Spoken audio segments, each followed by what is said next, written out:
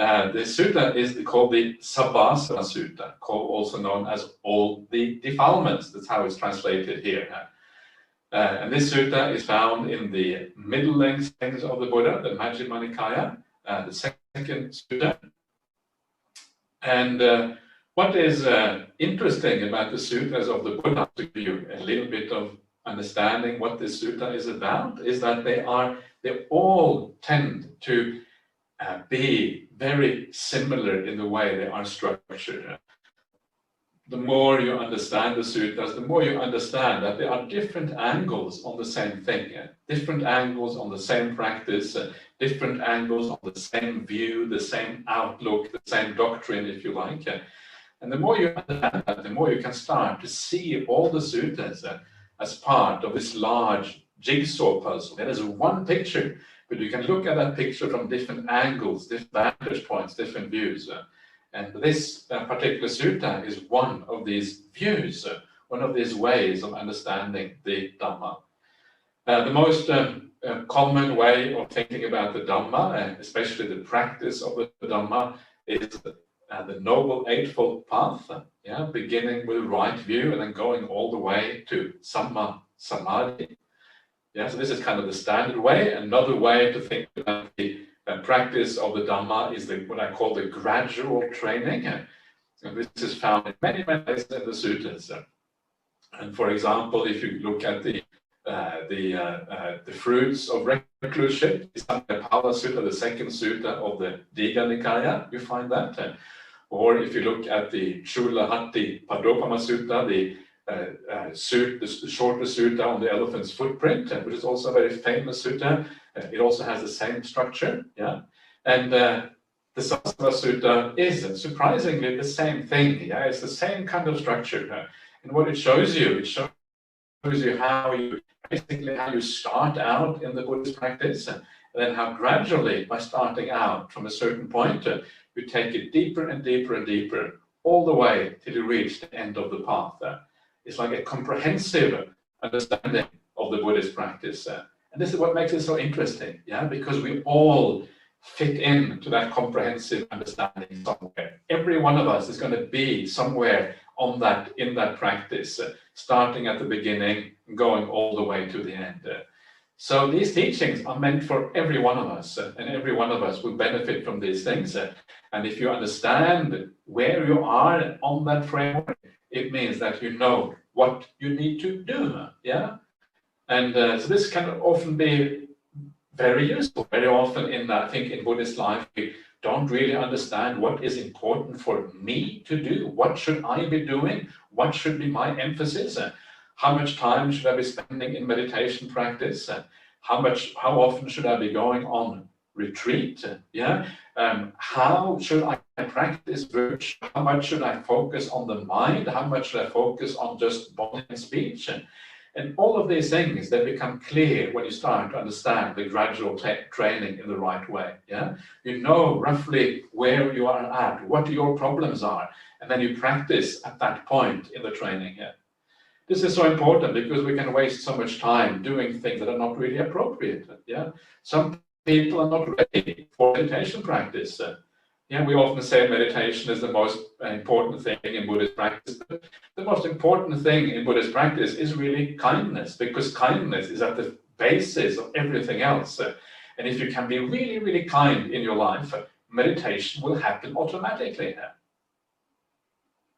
This is such an important point, and I'd like to emphasize this always. I don't think you can really overemphasize it, because it is difficult to always be kind. It's difficult to be always caring and always looking after yourself and people around you. But it's such an important point. Get this right, and everything else tends to fall into place. That's how important it really is. So we need to understand what to prioritize, what really matters in our life. And then gradually, as we do that, we start to make good progress. So this is this particular sutta called the Sabbasava Sutta, and is one particular way of thinking about this gradual training. And the way it thinks about it is in terms of these things we call defilements. Sabbasava. Sabba in Pali means all, And asava means, like it is here translated as defilement, which I think is a good translation. Yeah, you can translate it as defilements if you like, or maybe as corruptions or something like that. But it is a very specific kind of defilement, and usually the way that the word asava is used in the suttas, it is used as the most foundational, the most deep-seated defilements that we have as human beings. And usually they are counted as three. Yeah, there is what you call the kama asava. Kama is the sensory world, and the world we inhabit almost all the time in our daily life. The world of the five senses, and also our attachment and desires for that world of the five senses. Yeah, that's the kama asava. Then you have the bhava asava. Bhava means like existence, including, of course, the idea of rebirth. Yeah, so it can be different desires rebirth in the future, or the defilement that desires existence. Because we think existence is great. Yeah, we would rather exist than not exist. And people say they're going to kill you. You say, no, thank you for the offer, but I will decline today. Yeah, that's usually what we say. Maybe not today, maybe some other time. I need to think about this idea of dying. So give me a few weeks at least, and I'll think about this. What is it that stops you from wanting to die? Well, it is basically the bhava asava. Yeah, it kind of rejoices in the idea of existence, and it wants to carry that existence also into the future. And that's why it can be called the defilement of desire for rebirth. It's not entirely wrong way of thinking about it. And then there is the last of these asava, which is the avijja asava. And the avijja asava means like the defilement of ignorance, or the defilement of delusion, the defilement of wrong view, if you like, of not seeing the world in the right way. And this is in some ways the most profound one. Yeah. Because it goes to the very root of the problem of why we have the other asavas, the idea that we are seeing a self where there is no self, and all of these kind of things. So these are the three asavas, and of those three, the most important one for the vast majority of people is the first one, the kama asava, the defilements, desire for the sensory world. Yeah, this is the most profound or the most obvious one, because this is what is, if we can deal with that one, then the two other asavas are actually fairly easy to deal with, because this is where we are trapped. Yeah, this is why our meditation doesn't deepen. This is why we sometimes don't practice morality properly, because we are so attached to that world, we are willing to be immoral so we can gain things in that world of the five senses. So understanding the karmas, but dealing with that one is really, I think, the most important one. And then the bhavasava, the defilement of existence, is far less problematic, and that tends to unravel almost as a matter of course. So these are what is meant here by the word asava. In this particular sutta, the word is used a little bit differently. Here it is used more in a sense of defilements in a more general sense. And you will see that as we go through the suttas, they talk about defilements very broadly. Yeah, and so it's a bit different here. But the main scheme of the three asavas can still be used, because a lot of the asavas in ordinary life, they relate to the first one, the kama asava, the defilement of desire in the sensory world, or just the defilements of the sensory world, if you like. So that gives you a little bit of background, yeah, and again, they are very profound, these asavas. There is another way of understanding them, which I thought I might just talk about very briefly. There's often a big debate about how a word asava should be translated. What does it actually mean? The translation that you see on the screen now, defilement, this is a translation by a monk called Ajahn Sujato. Some of you may know a little bit about Sujato. And this is his translation of this word. I know Ajahn Brahm, who you all know, I presume. You may all know, very unlikely that any of you haven't heard about Ajahn Brahm. Everyone seems to have heard about Ajahn Brahm. He's my teacher, of course, here at Bodhinyana Monastery. And he likes to translate asava as outflowing, as outflowing. What does that mean? Why outflowing? It's an interesting one, isn't it? What is it? Sometimes when you dig into the meaning of these words, you kind of learn a lot about the Dhamma. So why does asava, why does it mean outflowing here? And the answer is that the word asava itself is related to the word sav, sav. And the word sav or savati actually is about the flowing of things. Things flowing in the world. A river can be said to flow in this way. So the word asava has a relation to the idea of flow. And then you have the a in the beginning, savati, and that a can mean either in or out. So flow out is outflowing. Flowing in is inflowing, or it can also be called influx. So influx is another translation of the word asava. So which one of all of these is right? I hope you're not getting a headache already from my details of going into the Pali language. I hope you are with me on this, because it is actually quite interesting once you start to really understand what is going on here.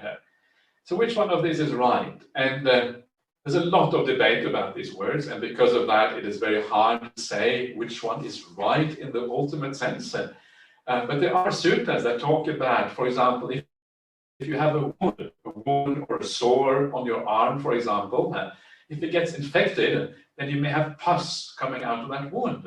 And that pus is said to be an asava in the sutta. The pus is asava because it flows out of the wound. The pus comes out. So, and it is also a defilement. It is something very negative. We don't really like pus and wounds. It's kind of unpleasant. And so it fits quite well with the idea of asava in the suttas. It's outflowing. So outflowing is not a bad translation. What does it mean? In what sense can we talk about outflowing here? And what you will notice with your own mind, if you watch yourself carefully, you will see how your mind tends to go out into the world. You go out, you want to see things that are nice, like seeing your good friends in the Buddhist fellowship, for example. Isn't that right? See things that are nice, but also seeing the sensory things of the world. I'm going to go down to lunch soon, and then I will see this big table of food in front of me, asavas, which goes out to that food on the table. Or it can be anything like that in the world. When we enjoy the worldly things, the mind goes out into the world. It goes out to the music. It goes out to the taste in your mouth of the food. It goes out to watch the beautiful scenery, watch the movies. It goes out to touch things with your body. Oh, that's a nice and pleasant touch. Whatever that might be. And so it's always this idea of going out. And you can see, because this is always about the five senses, that's how the mind goes out into the world. You can see why outflowing, especially I talked before about the calm asava, the asava of desire in the world of the five senses. It's mind flowing out into that world, going out into that world. And I'm pretty sure you can all relate to what I'm talking about. It's very easy to understand that because this is almost literally what the mind does: seeking happiness in that world, attaching in that world, desiring in that world, looking for things, always looking around. Can I see something nice? Can I taste something nice? That's why we travel overseas, because we want to see something beautiful, taste some new food, we want to experience something else. This is the mind going out into the world. So in that sense, it makes really good sense. You can think about this in terms of the outflowing of mind into the world. And that is very problematic. Why is that problematic? Well, if the world outside is really problematic, if it is always letting you down, if it never gives you the stability of the happiness that you want in the world, if it is always changing, finally you have found something nice in the world, and then it changes. climate change comes, politics messes things up, COVID comes. Yeah, we have just been through, we're almost kind of perhaps coming to the end of this COVID pandemic now, but who knows when the next COVID comes around, next COVID, and COVID being a metaphor for anything that goes wrong in the world. And the world is just so inherently unreliable. So the more we go out into the world, the more of a problem we have, and the more we attach to that, the more we hold to it, the more we block our ability from going inside instead. Because going inside is the opposite of going out. Yeah. So it is a blockage that stops us from actually achieving meditation. And this is why this becomes so important. This idea of the asava, yeah, being a defilement flowing out into the world, becomes a very beautiful way of thinking about the problems that we encounter in our spiritual practice.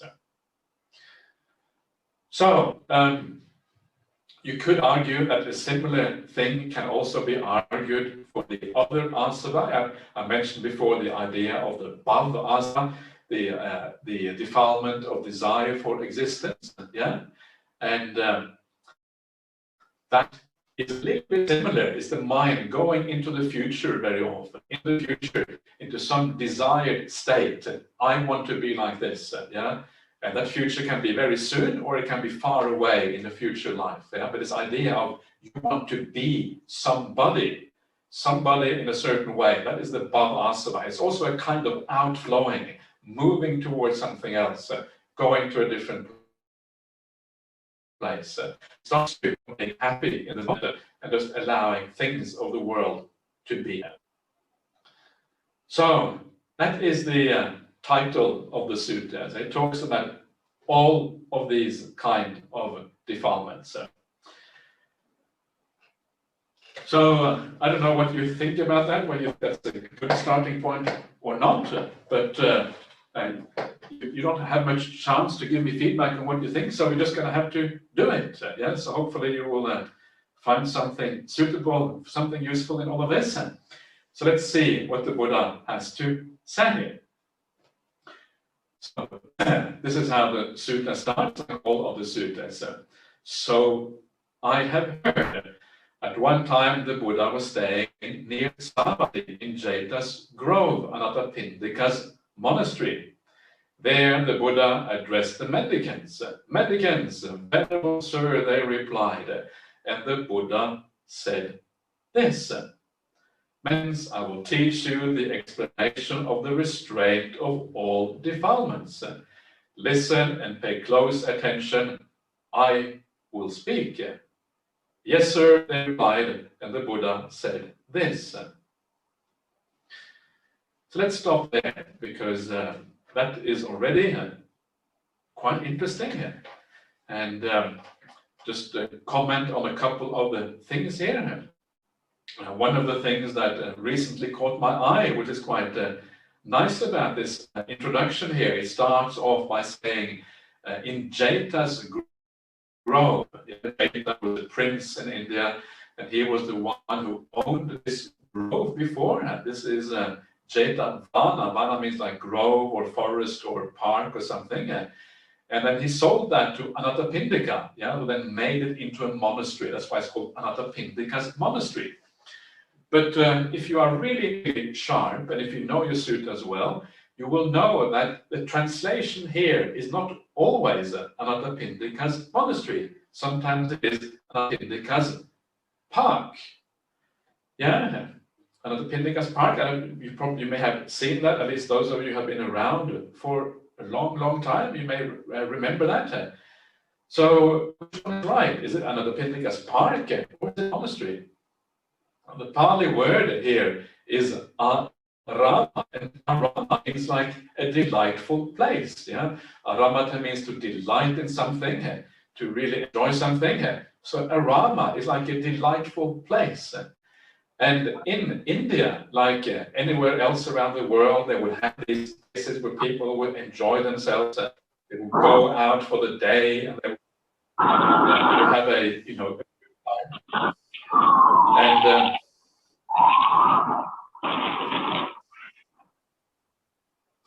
and so that and these were often the aramas, yeah, the places that actually people enjoyed in this way. They would be like parks that people would find very useful.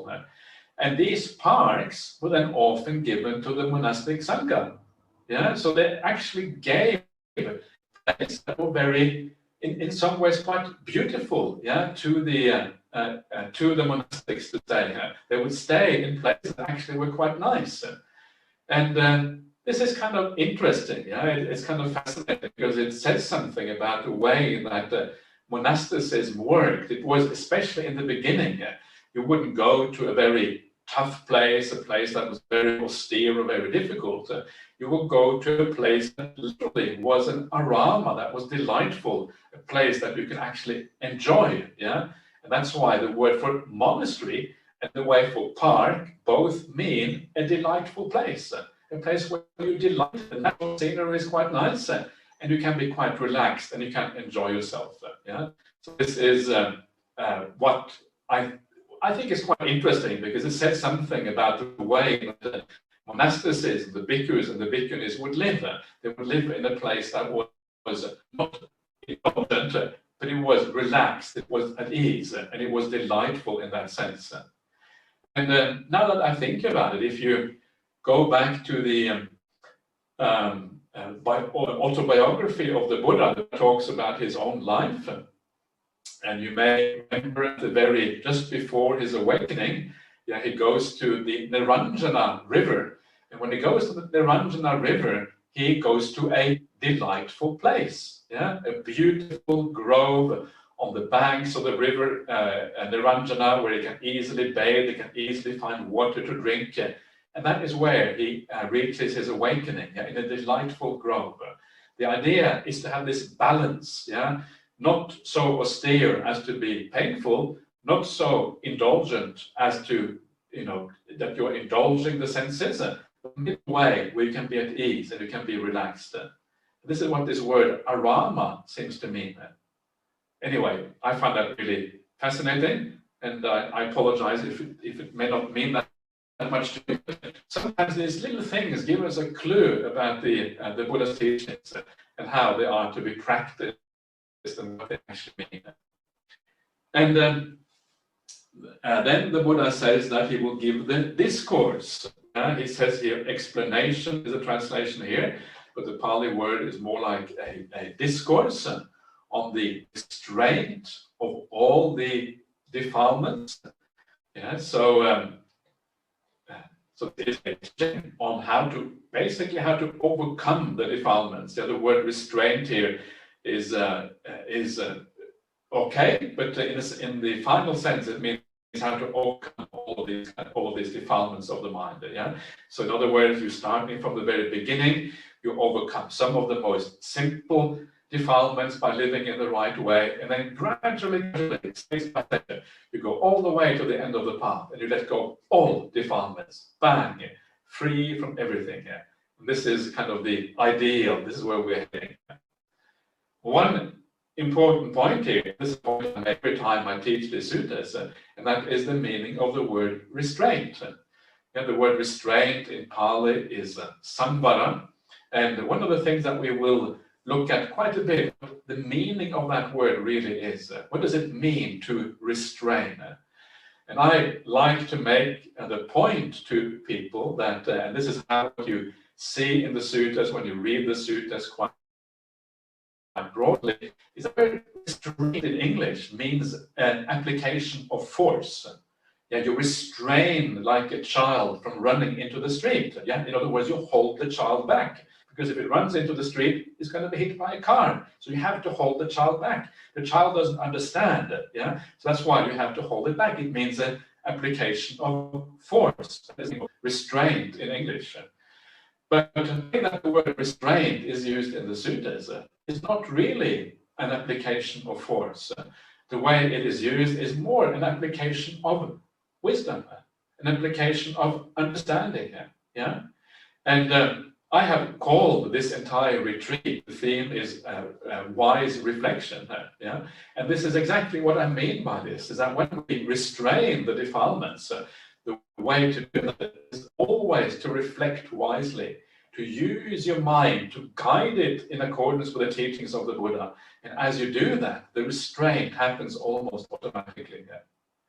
And this is so powerful. Yeah? I don't know about if you have discovered this in your own life, but to me it is very, very obvious.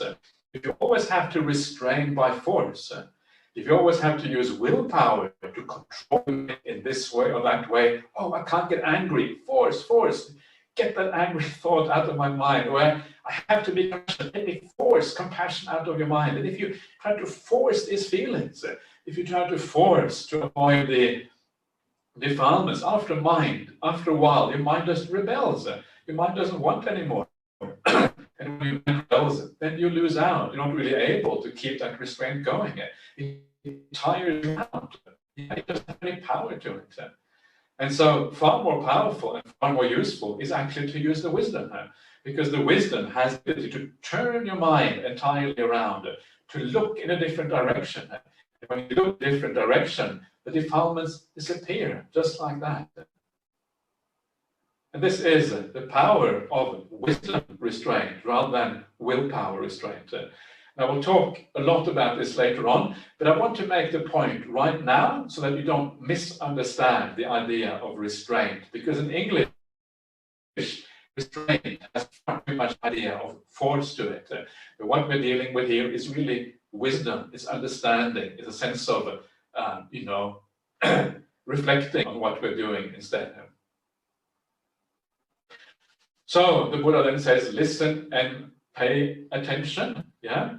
This is going to be an important message. When the Buddha teaches on his own in this way without being asked, he always says, listen and pay close attention. I will speak. I will speak. So that means that the Buddha is going to talk to us.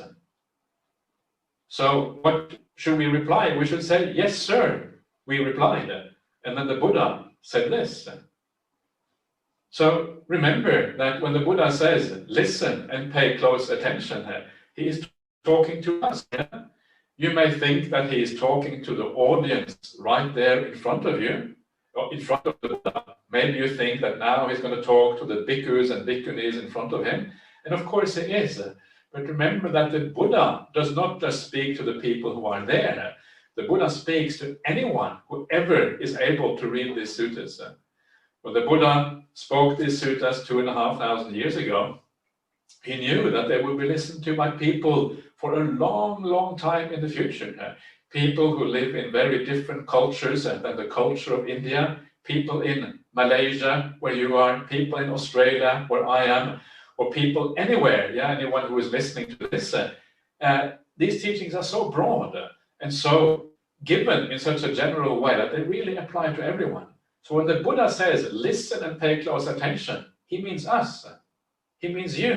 Yeah? So now is your chance to pay close attention. Now is your chance to give ear and to try to take on board these teachings. The Buddha is speaking to each one of us. Make these things real. Don't make these things surreal. Make it as if the Buddha is actually right here now, giving us these teachings.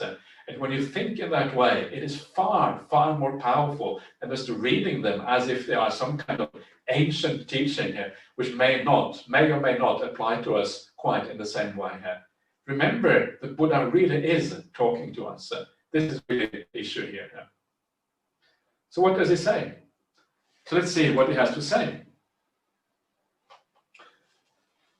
Mendicants, I say that the ending of the defilements is for one who knows and sees, not for one who does not know and see. For one who knows and sees what? Proper attention and improper attention. When you pay improper attention, defilements arise, and once they grow. When you pay proper attention, defilements don't arise, and those that have already arisen are given up.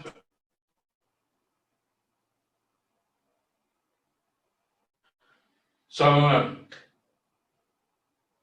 this is already very interesting, and there's a lot of information in this tiny little passage. The first one here, the Buddha starts by saying that the ending of the defilements, in other words, the ending of the asavas, is for one who knows and sees. Yeah, knowing and seeing, these are two very important words in the Pali language. These are jnana and dasana, and you find them all the way throughout the sutras. For example, we have the very important phrase yata buddha jnana dasana, knowing and seeing in accordance with reality. And this is what you need to be able to become an Arya. You have to see according to reality. Yeah, and this is what happens after samadhi. You see this throughout the suttas. Knowing and seeing according to reality happens after samadhi practice. Yeah, so when the Buddha says that the ending of defilements is for one who knows and sees, what it means, knowing and seeing, usually refers to stream entry. Yeah, when you first become an Arya. So the thing is that first you have to know and see. First, in other words, first you have to become a stream enterer, and based on that, then you can end the defilements completely, which is the idea of arahantship, how to become an arahant. So the Buddha said this is twofold. Yeah, first of all you become a stream enterer, then you become an arahant. And perhaps you think, well, how does that relate to me? Because you think that is very nice in one way, but it may be also very far away. So how does it relate to each one of us? And it is important here to understand that even though the main meaning is the idea that knowing and seeing refers to stream entry, always remember that all things, it comes in a large number of different degrees. Yeah, knowing and seeing, it starts out with a very basic knowing and seeing, and the initial knowing and seeing is just understanding the word of the Buddha, understanding what the Buddha is talking about. Yeah, and that knowledge is really the starting point. And the more you apply that knowledge in your own life, the more you start to turn your mind in the direction of which the Buddha turned his mind, the more you are seeing things from the internal point of view in the same way that the Buddha saw things. One of the important things with the Buddha's teaching is to internalize these teachings.